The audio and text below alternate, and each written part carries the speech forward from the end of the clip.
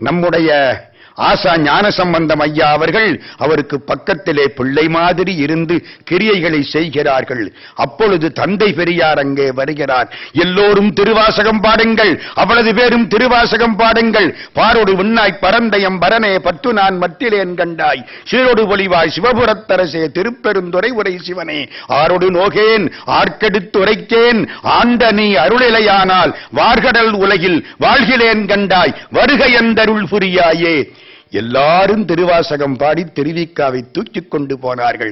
தந்தை பெரியார் கூடவே போனார். திருவாசகம் எந்த கதவுகளை எல்லாம் தட்டி இருக்கிறது என்பதை தெரிந்து கொண்டீர்கள் அல்லவா?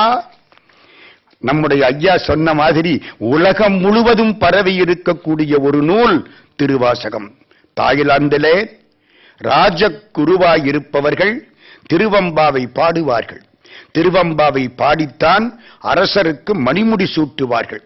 அது சொல்லி சொல்லி சொல்லி என்ன ஆகிவிட்டது, அந்த திருவம்பாவை சொற்கள் மாறி போய்விட்டன. இப்ப நம்ம கேட்டோம்னா அது நம்ம திருவம்பாவையா தெரியாது, தாய்லாந்து திருவம்பாவை மாதிரி மாறி போச்சு. உடனே ஒருத்தர் என்ன செய்கிறார், அங்கே செல்கிறார், அந்த ராஜகுருவை பார்க்கிறார்.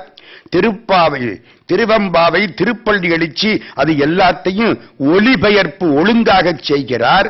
அவர்கள் மொழியில் ஒளிபெயர்க்கிறார். ஒளிபெயர்ப்புன்னா தெரியுதா?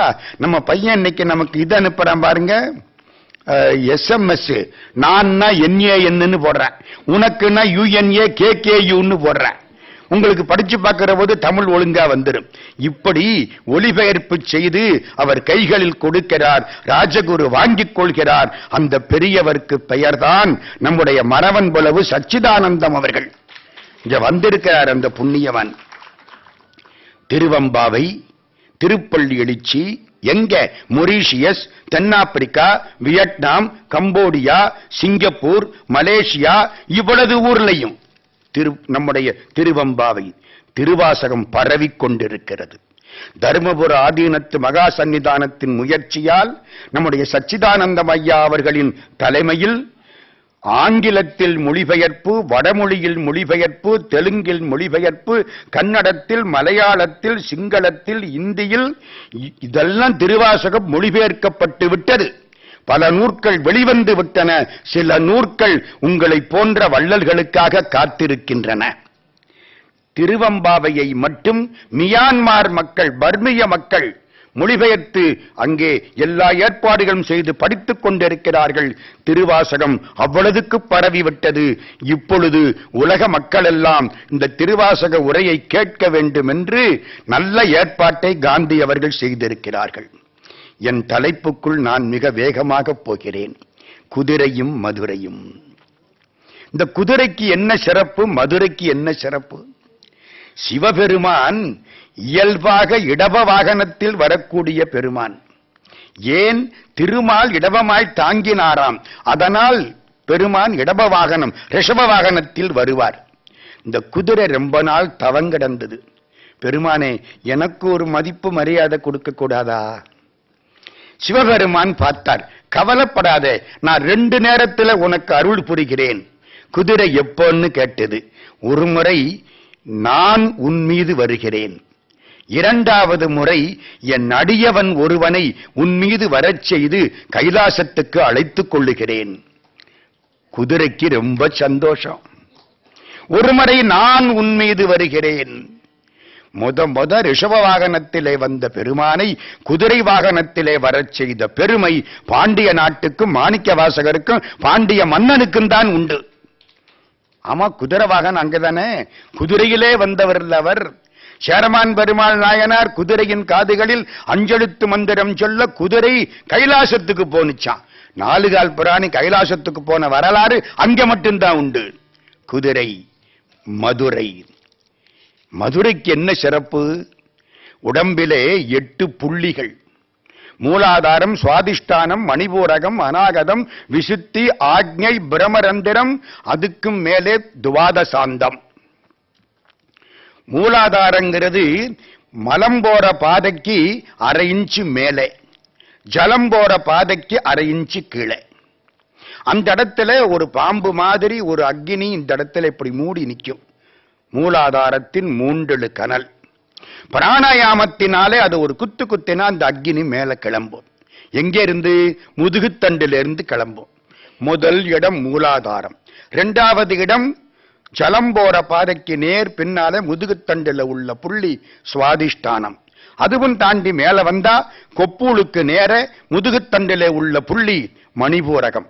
அதுவும் தாண்டி மேல வந்தா ஹார்ட் இதயத்துக்கு நேர முதுகுத்தண்டில் உள்ள புள்ளி அநாகதம். தொண்டைக்கு நேரே ருத்ராட்சம் போட்டிருக்கிற இடத்துக்கு நேரே முதுகுத்தண்டிலே உள்ள புள்ளி விசுத்தி. குங்குமப்பொட்டு வைக்க வேண்டிய இடம் பூர்வ மத்திய ஸ்தானம். அதற்கு நேரே பின்பக்கத்திலே முதுகுத்தண்டிலே உள்ள கடைசி அந்த புள்ளி ஆக்ஞை. உச்சந்தலையிலே இருப்பது பிரமரந்திரம். அதற்கு மேலே 12 அங்குலம் துவாதசாந்தம். இந்த ஒன்னனுக்கும் ஒவ்வொரு ஊரு குறிப்பிட்டார்கள் யோக சாஸ்திரத்திலே. திருவாரூர் மூலாதாரம், திருவானைக்காவல் சுவாதிஷ்டானம், திருவண்ணாமலை மணிபூரகம், சிதம்பரம் அநாகதம். இங்க டிக்கு டிக்குன்னு ஒன்னு அடிச்சுக்கிட்டு இருக்கு. அதை அடிச்சு காட்டி எல்லாரும் அடிச்சுக்க ஆரம்பிச்சிருவோம். நடராஜ பெருமான் அங்க ஆடிக்கிட்டே இருக்காரு. அந்த ஆட்டை நின்னுவானா உலகம் பூரா நின்னு போயிடும். அதான் இதயம். அது சிதம்பரம். இந்த விசுத்தி, இந்த உள்நாக்கு அல்நாக்குன்னு சேர்ற இடம் விசுத்தி. அது திருக்காலத்தி. பிரமரந்திர ஸ்தானம் இது காசி, மன்னிக்கணும் ஆக்ஞை, அது காசி. அதுக்கு மேலே உச்சந்தலை பிரமரந்திரம், அது கைலாசம். அதுக்கு மேலே 12 அங்குலம் துவாதசாந்த தலம், அது மதுரை. எங்க கொண்டே வச்சு விட்டான் மதுரையை. சரி, குதிரைன்னா என்ன? 2 அர்த்தம். ஒண்ணு, நீங்க பார்க்கிற 4 கால் ஒரு வால் குதிரை. இரண்டாவது மூச்சு காற்று. வாசின்னா குதிரை. வாசி வாணிகன்னு சிவபெருமானை திருப்புகள் பாடுகிறது. வாசி வாணிகன் என குதிரை விற்றுன்னு திருப்புகள்ல பாட்டு இருக்கு. குதிரை வாசின்னா மூச்சு காற்றுன்னு ஒரு அர்த்தம். மூச்சு காற்றை ஒழுங்குபடுத்தினால் அது மாறும். வாசி வாசி வாசி வாசி வாசி வாசி வாசி வா சிவா என்று மாறிப்போய்விடும்.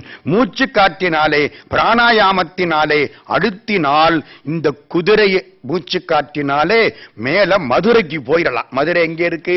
12 அங்குலத்துக்கு மேல இருக்கான். இது யோக சாஸ்திரம் ஒரு பக்கம். இங்க மாணிக்கவாசக பெருமான் ரொம்ப அழகா குதிரையவும் மதுரையவும் பாடுறார். கொஞ்ச நஞ்சம் இல்ல, அற்புதமான இடங்கள். எனக்கு ஒரு சின்ன சந்தேகம். ஆவணி மூலத்துக்கு குதிரை வரும்னு சொல்லிவிட்டார். கதையெல்லாம் சொல்ல உங்களுக்கு எனக்கு நேரம் கிடையாது. ஆவணி மூலத்தன்னைக்கு குதிரை வரும்னு சொல்லிவிட்டார். அதுக்கு 10-15 நாள் முன்னாலேயே ராஜா பார்க்கிறான், குதிரை இருக்கிற அடையாளமே தெரியல. மாணிக்கவாசக பெருமானுக்கு ஆள் விட மாணிக்கவாசக பெருமான் மதுரைக்கு வர சொந்த ஊர் திருவாதவூர் சிறையில போட்டுவிட்டான். மாணிக்கவாசக பெருமான் சொந்த ஊர் திருவாதவூர் சிறையில கிடக்கிறார். சிவபெருமான் பேசாமத்தானே இருந்தாரு. அதுக்கு அப்புறம்தானே அவர் குதிரையை கொண்டுகிட்டு இவருக்கு அந்த பாத சிலம்பொலி எல்லாம் கேட்பித்தார். கிட்டத்தட்ட 10-12 நாளைக்கு மேலேன்னு ஒரு நூலில் எழுதியிருக்கிறார்கள். சிறையில கிடந்தாரா மாணிக்கவாசக பெருமான். அப்பவெல்லாம் சிவபெருமான் பேசாம இருந்துட்டார். ஆனா பின்னால சிவபெருமான் வந்துட்டார். எப்படி வந்தார்? ஒரு குதிரை மேல வந்தாரா. பல குதிரைகள் சூழ வந்தாரா. எல்லா குதிரைக்கும் சந்தோஷமா மாற ஏறிங்கிறார். குதிரைக்கு ரொம்ப மகிழ்ச்சியா. இவர் ஏறி உட்கார்ந்த உடனே மாவார ஏறி மதுரை நகர் புகுந்தருளி அந்த பெருமான் மதுரைக்குள்ள வர்றார். எல்லா குதிரைகளும் சுற்றி இருக்க வெள்ள குதிரையில் சிவபெருமான் வருகிறார். மேலே இருக்கக்கூடிய பெண்கள் எல்லாம் பார்க்கிறார்கள். இந்த குதிரையை பார்த்தார்கள். குதிரைக்கு மேலே கொஞ்ச தூரம் போன உடனே அவன் திருவடி தெரிந்தது. நடந்து போறவன் திருவடியை பார்க்கிறத விட குதிரையில் வர்றவன் திருவடியை பார்க்கிறது ரொம்ப ஈஸி. ஏன்? அது பாதிக்கு மேல அந்த அந்த சேணம் வச்சிருக்கிற இடத்துல தானே இருக்கும். அதனால பார்வை திருவடியில பட்டது. எல்லாரும் ஈடுபட்டார்கள். குதிரை அழகல்ல, குதிரையில் வரக்கூடிய பெருமான் பேரழகன். அவன் வருவதனாலே இந்த குதிரைக்கு இவ்வளவு அழகு. வெள்ளை கலிங்கத்தர் வெண்டிரு முண்டத்தர் பள்ளிக்கு பாயத்தர் அன்னே என்னும் பள்ளிக்கு பாயத்தர் பாய்வரி மேற்கொண்டு